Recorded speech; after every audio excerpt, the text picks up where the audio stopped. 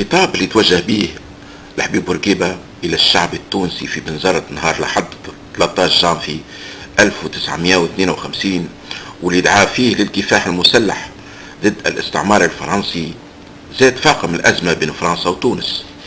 فخطابات بورقيبة كانت مؤثرة وذات صبغة تنويرية وتحفيزية توقظ الضمائر وتساهم في روح النخوة الوطنية. كثرت التحركات ضد الاستعمار الفرنسي في كامل البلاد التونسية بسبب ذلك الخطاب المؤثر لرئيس الحزب الحر الدستوري لحبيب بورقيبة. فكان نهار الجمعة 18 جانفي 1952 اعتقال بورقيبة وعدد كبير من الوطنيين. كان ذلك مع مضي ساعة متاع الليل. كانت قوات البوليس والجنود الفرنسية تحاصر مقر سكن لحبيب بورقيبة، ومع 3 صباحا بدأت القوات باقتحام المنازل وترويع الجيران والنساء والأطفال إلى أن دخلوا البيت لحبيب بورقيبة، فلقاوا بورقيبة والمنجسلين. ولكن بورقيبة بكل ثقة في النفس وبرود الدم قال لهم حرفيا جي فوز اتوندي، يلبس بلوزته والشاشية اسطنبولي، وكلم مرته ماتيلدا قال لها ما تخافش عليا، وخرج هو والمنجسلين مع الجنود الفرنسيين. بورقيبة حتى وهو في المنافي والسجون كان دائما أنيق الكسوة والشاشية، وكان يتخذ ذلك سياسة ويعتبر ذلك وجه جميل لتونس بما أنه رئيس حزب وطني.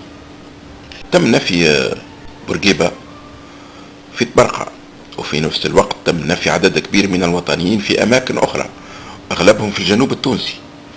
ولكن سرعان ما استيقظت تونس نهار 18 جانفي على هذه الأخبار، فعمت الإضرابات كل البلاد، وأصبحت عمليات كر وفر بين عديد المتظاهرين في العاصمة والجنود الفرنسيين، وتونس العاصمة ولات مسرح للحرب والقتال. وقعت صدامات كبيرة في باب المنارة خلفت عديد الجرحى وقتيل، وحصلت كذلك عديد المظاهرات الأخرى في عديد الأماكن في تونس قابلها الاستعمار الفرنسي بقوة الرصاص، فسقطوا عديد الجرحى والقتلى، ولات تونس كاملة كالبركان، ولا كل الشعب واجه ضد الاستعمار، كبار وصغار نساء ورجال. وهذه كانت بداية اندلاع ثورة كبيرة، ثورة قومية تلم فيها كل الشعب على كلمة واحدة، ألا وهي استقلال تونس من الاستعمار الفرنسي الغاشم.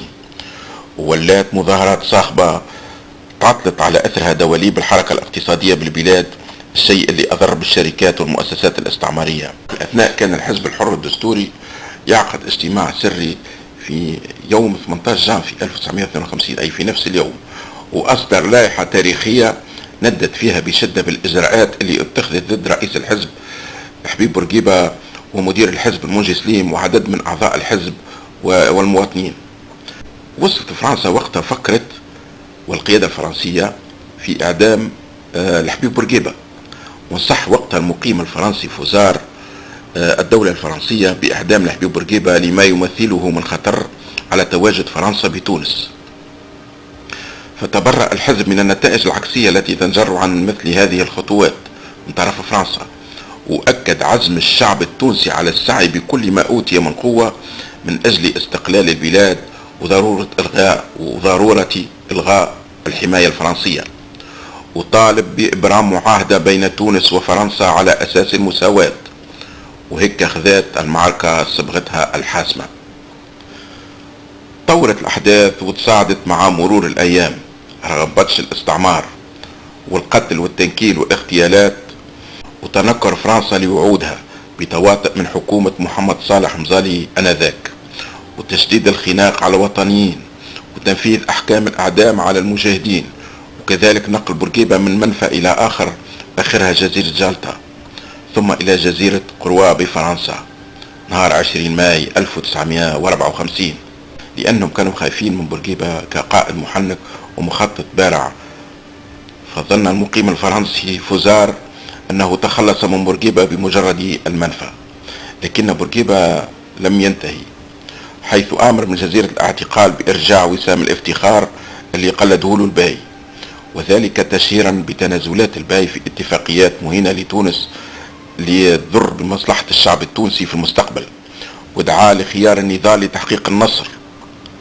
لحبيب بورقيبة حتى وهو في المنفى كان يغذي روح الكفاح من خلال رسائل سرية ويبعث بصوت تونس في عواصم العالم.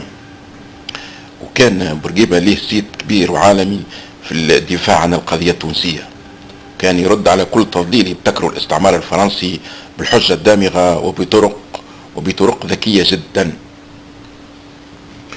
ونهار 31 جويلية 1954 تحول الرئيس الفرنسي الجديد مندس فرانس إلى العاصمة التونسية، وأعلن رسميا أمام البايع عن استقلال تونس الداخلي.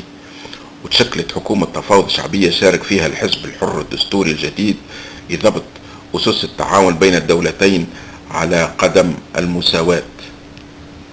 فكان النصر المبين اللي خطط له الحزب الحر الدستوري بقيادة الزعيم لحبيب بورقيبة طيلة 20 عام، وكذلك رجال وطنيين كما الزعيم النقابي فرحات حشاد وغيره.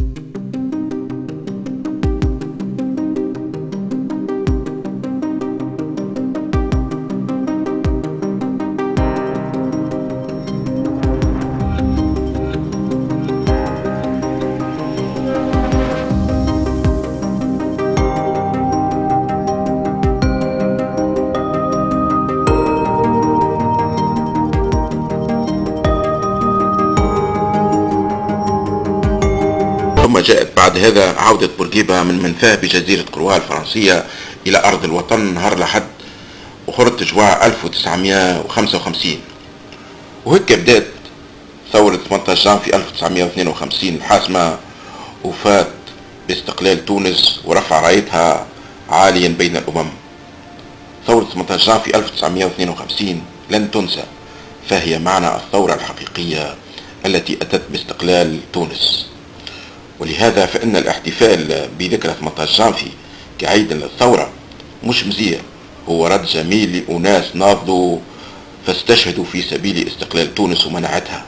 واللي يقول عيد الثورة يتذكر 18 جانفي 1952 لما يكتسيه هذا التاريخ من أهمية لدى التونسيين، ومجرد محاولة نسيانه هو ضربة موجعة للدولة التونسية ولكيانها، ونكران جميل لأناس ضحوا بالغالي والنفيس من أجل إعلاء راية تونس. أعزائي المشاهدين، إن شاء الله نكون نجحنا في سرد هذا التاريخ، تاريخ 18 جانفي 1952. في النهاية نستودعكم الله ونشكركم على حسن المتابعة والاهتمام، وإلى اللقاء.